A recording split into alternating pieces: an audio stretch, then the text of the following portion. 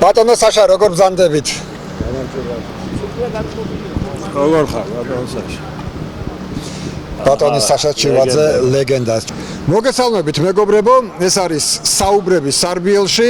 კობა ინასარიძე, ილია ბაბუნაშვილი, გიორგი დარჯანია, ძველი სარბიელელები. დღეს 3 სექტემბერია, რაც ნიშნავს იმას, რომ ხვალ 4-ში არის ძალიან მნიშვნელოვანი თამაში საქართველოს თურქეთით და ჩვენ ვიმყოფებით ბორის პაიჭაძის სახელობის ეროვნულ სტადიონზე. იმ ადგილას, სადაც ხვალ არის თამაში. თუმცა ეს არ აუშავს. თავარია თურქების მეკარეს უჩკეტინოს კარგი იქნება, ხო? კარგი, ილო, მოდი მითხარი, შენ როგორი მოლოდინები გვაქვს? ვაიმე დაძაბული ვარ ძალიან. იმიტომ რომ იწყება საერთოდ ახალი თავი. საერთოდ ახალი ისტორია იწყება რა. მესმის ადრეც გვითქვამს, რომ საქართველოს ნაკრებმა ევროპის ჩემპიონატზე გასვლით რაღაც ერთი სართულით ზეით აინაცვლა, ამაზე ბევრჯერ ლაპარაკობდით ხოლმე, მაგრამ ეხლა იწყება უკვე მსოფლიოს ჩემპიონატი, იწყება შესარჩევი შეჯიბრება და არა ერთა ლიგა. ვართ ძალიან სერიოზულ ჯგუფში.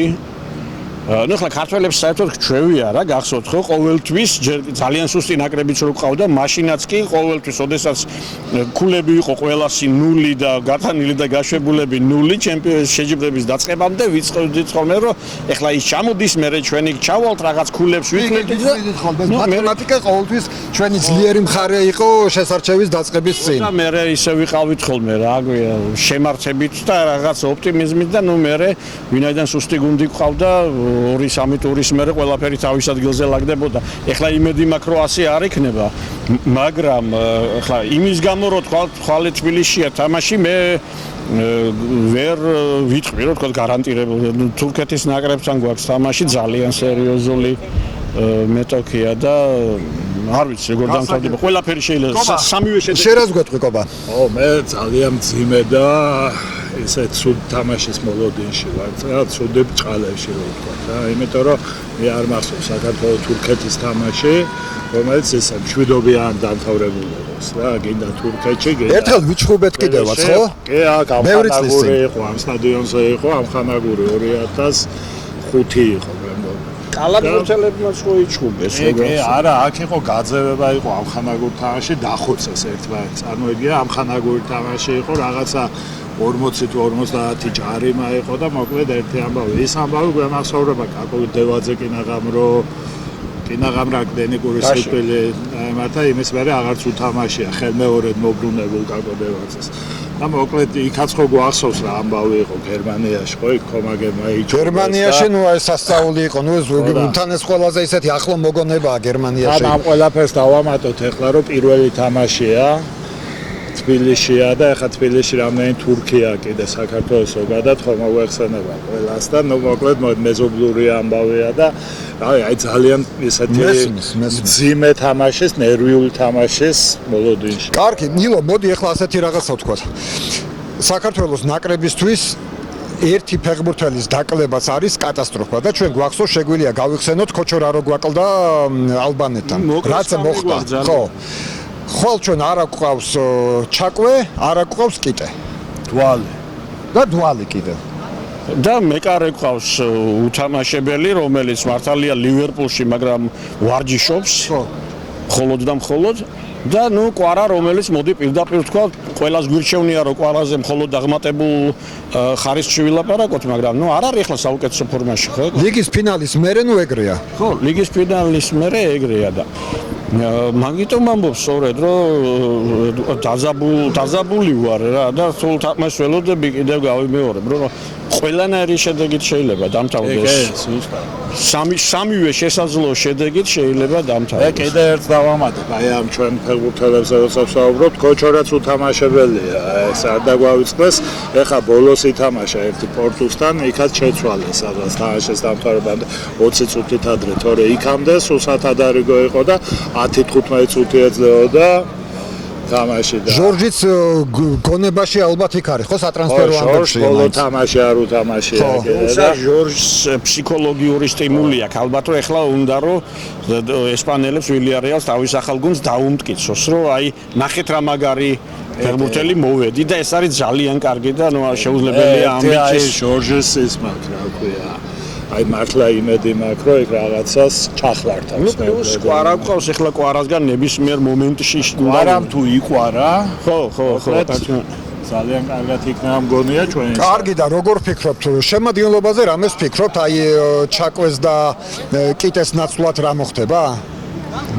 ანრი ალბათ ანრის დააყენებს? ხო ალბათ მექვაბიშვილი იმიტომ რომ მე ძალიან გამიხარდა ლომინაძის გამოძახება იმიტომ რომ ამ ბიჭს ძალიან გულშემატკივრო ახალგაზრდულ ნაკრებში მან ჩემი გული მოიგო ნამდვილად ძალიან დიდი სიმპათიით ვარ ამ ბიჭის მიმართ და დიდი იმედი მაქვს რომ მისი სახით კაი მაგარი ნახევარმცველი შეემატება საქართველოს ნაკრებს იმედი მაქვს და მეც მაქვს ნასო ეს ჩემი ეს ლომინაძე ძალიან კარგად დაგვამახსოვრდა ევროპის ახალგაზრდული ჩემპიონატიდანაც პორტუგალიაში ნუ ერთ-ერთი საუკეთესო იყო საუკეთესო თუ არ იყო ჩვენი გუნდიდან სლოვაკეთის ამ ევროპის ჩემპიონატზე ევროპის ძალიან დადებითი შტაბეცილება და ინტერესი მის მიმართ და აგერ კარგი ტრანსფერიც გამოუვიდა. შემადგენლობაზე მინდა 1-2 სიტყვა ვთქვა, არ ვყავს ჩაკვეტაძე, არ ვყავს კიტეიშვილი, არ ვყავს დვალი. ეს სამივე ხო ძირითადი ფეხბურთელები და რას მოიგონებს სანიოლი როგორ გადააწყობს ამ სქემას აი ვარაუდი ამ შემთხვევაში ძალიან რთული. ხვალინდელ თამაში ყობა მე კი არა მეცაც ვეთქვი რომ პრესკონფერენციაზე სანიოლმა მამარდაზე თქვა უთამაშებელია და ძალიან მე რამდენადაც ვიცი გუგეშაშვილის უთამაშებელია. ორივე უთამაშებელიც და მესამე მეკარია მარტო რომ თამაშობს. ხო მაგრამ გორის დილაში გორის დილაში აღარ არის არა მგონია ახლა არა ნუ გამორიცხულია ახლა მამარდა უნდა ათამაშოს მაგრამ ის თავისთავად რა თქმა უნდა პრობლემაა ის რომ საერთოდ ხვალინდელ თამაში ნუ არ ვიცი ახლა გამომდინარე აი ამ მომენტიდან რომ ფეხბურთელები გვაკლია რა მოხდება და როგორ მოხდება მაგრამ ძალიან საინტერესო იყო სანიოლი აასრულებდა თუ არა თავის ძველ დაპირებას და 4 წელზე გადავალო რო იძახდა დაპირებასა ახლა არასწორად გამომივიდა ნათქვამი დაპირებას კი არა დაპირებდა რომ 4 წელზე გადართულიყო და ანუ 3 ცენტრალური მცველიდან 2 ცენტრალურ მცველზე გადასვლა ხო, 3 ცენტრალური მცველიდან 2 ცენტრალურ მცველზე გადასვლა. აი საინტერესოა ხვალე რას მოიფიქრებს. აი მაგიტო ვთქვი რომ რთულია გამოცნობა და ვარაუდი იმისა, იმიტომ რომ გაკლია ზუსტად ესეთი მთავარი როლის შემსრულებელი ფეხბურთელები გაკლია რა, იქ ჩაკვეტაძეა, იქ კიტეიშვილია, ხო, მოედნიშვაში და იქ დაცვის ცენტრში ვალი და აი ძალიან მნიშვნელოვანია რომ მეცაფიქრალი ცენტრალურ ნახევარმცველებმა არ მიუშვან რა ეს მოწინააღმდეგეები ხა თურქეთის ნაკრებს არაჩვეულებრივი ფეხბურთელები ყავს ხო მაგრები არიან რა ეგას. ბადაჟორი საინტერესო იყო როგორი რაღაცა. ეხლა მაყურებელს ვუთხრათ რომ შესაძაც აი ამ გადაცემას ვწერთ საქართველოს ნაკრები თამაშობს ვარჯიშობს აქ ეროვნული სტადიონის მოედანზე და თურქები არ ვარჯიშობენ დღეს თბილისში. დილას ივარჯიშეს გამოსულებიც არ არის. ხო და ანუ დილას 11 საათზე ივარჯიშეს სტამბულში და იქიდან გვეყოფაო და იქიდან მოდიან პირდაპირ აქ და დღეს უკვე თბილისში აღარ ივარჯიშებენ საერთოდ. არ ვიცი რა შეიძლება ეს ნიშნავდეს. არ ვიცი.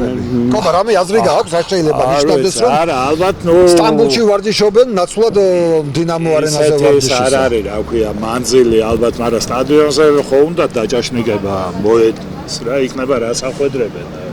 არ ვიცი გამოვიცნო. თავიჯერო იმდენადე მაგარი გონიათ თავისთავი რომ არც კი მიაჩნიათ საჭიროც ეგონოთ ჩვენიერი ჩვენ საჩვენოდ არის ყველაფერი. არა უბრალოდ ეს მე უცნაურად მომხდა თვალში ეს ფაქტი რომ თურქეთი არ ვარჯიშობს მატჩის წინ იმ სტადიონზე სადაც 24 საათში უნდა კონდეს თამაში. ადრე იყო აღარ მახსოვს რომელი გუნდი ჩამოსული მახსოვს თამაშის დილას ჩამოფრინდა აეროპორტიდან წამოვიდნენ პირდაპირ ივარჯიშეს სუბუქად და მერე ითამაშეს. საღამოს აღარ მახსოვს რომელი გუნდი იყო აი 90-იანების ბოლოს იყო რა. კარგი ეხლა ასეთი კითხვა მინდა დავსვა.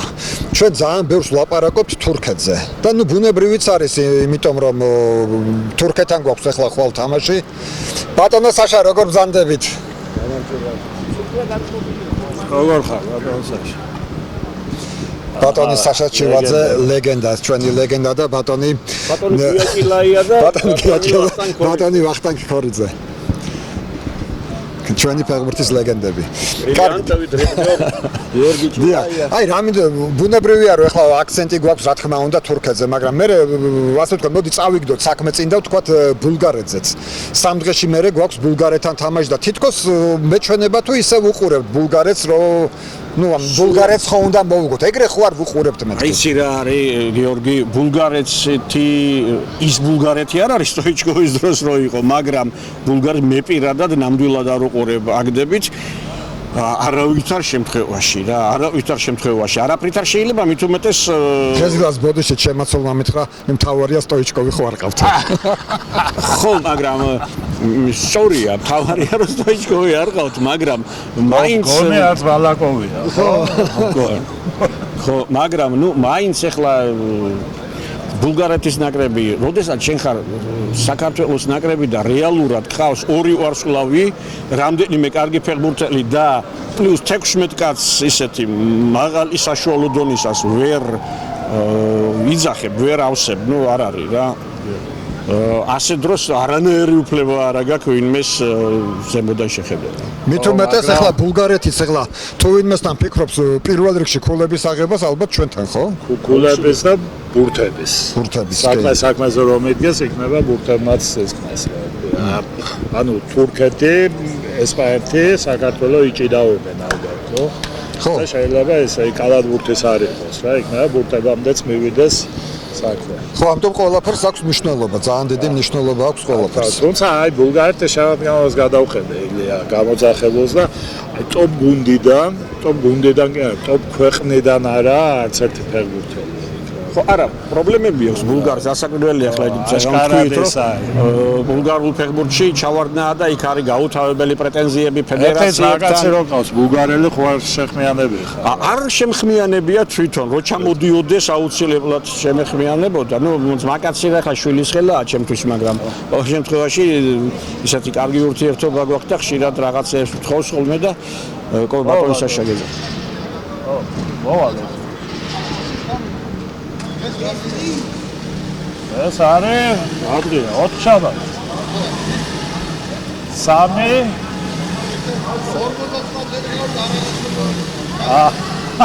3 სექტემბერია, ხო? აი, 3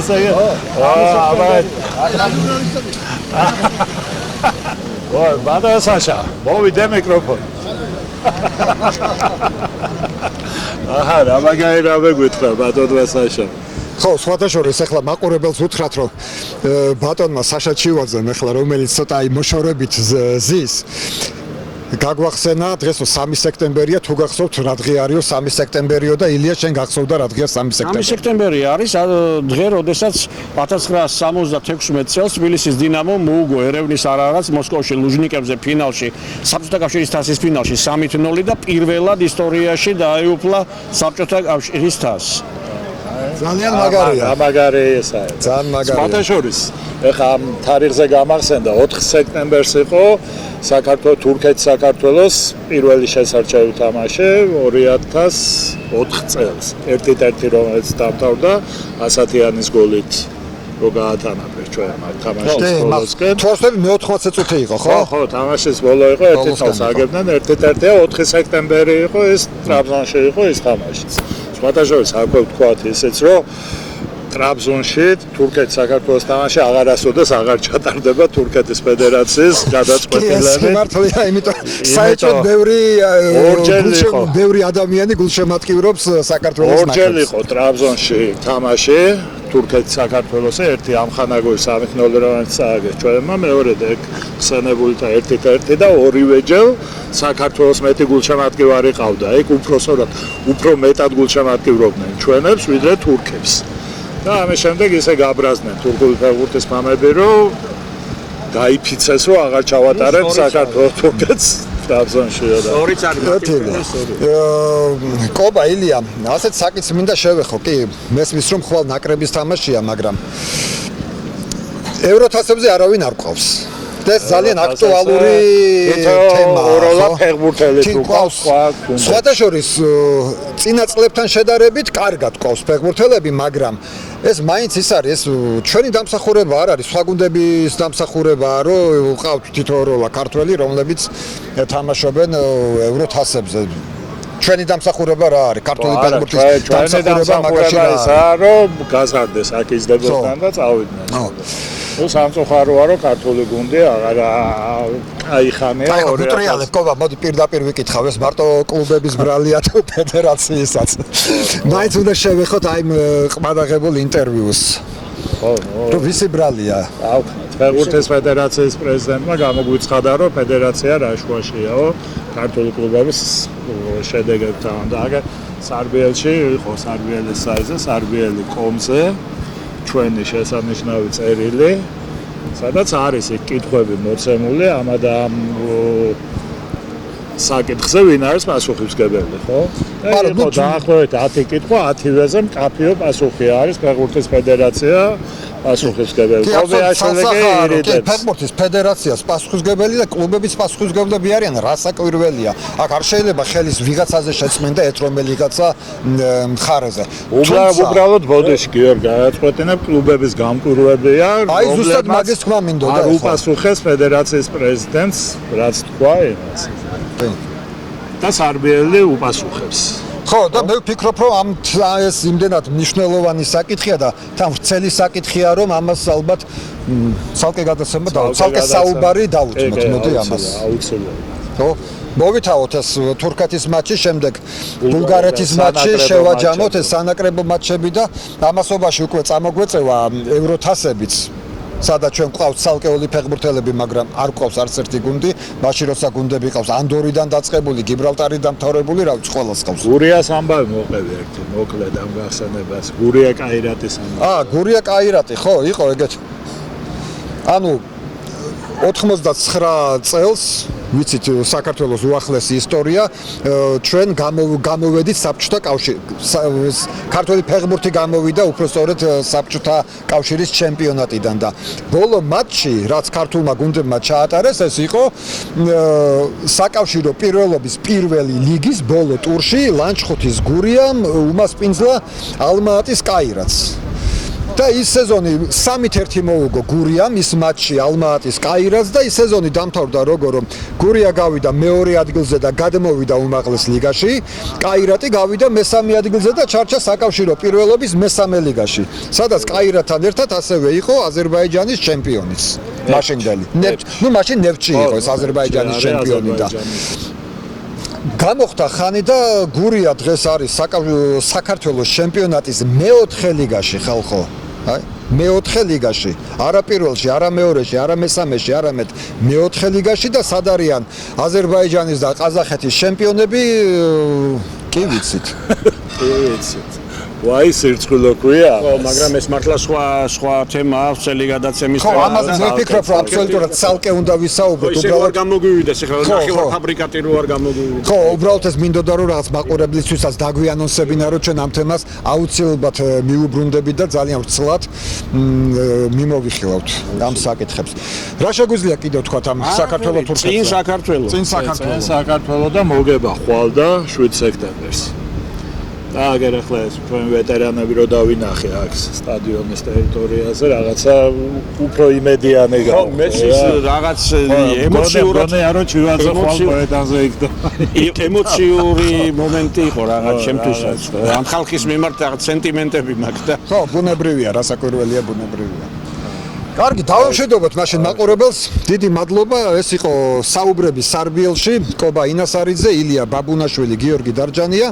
ჩვენ ამ რუბრიკას საუბრები სარბიელში მივცემთ უკვე სულ მალე მივცემთ მუდმივ სახეს. ხო, რაღაც ვარიანტებზე ვფიქრობ. ხო, ვფიქრობთ რაღაც დახვეწაზე ამ რუბრიკის და მივცემთ უფრო მუდმივ სახეს და სარბიელის YouTube არხზე სისტემატიურად შევოგთავაზებთ ხოლმე. დიდი მადლობა.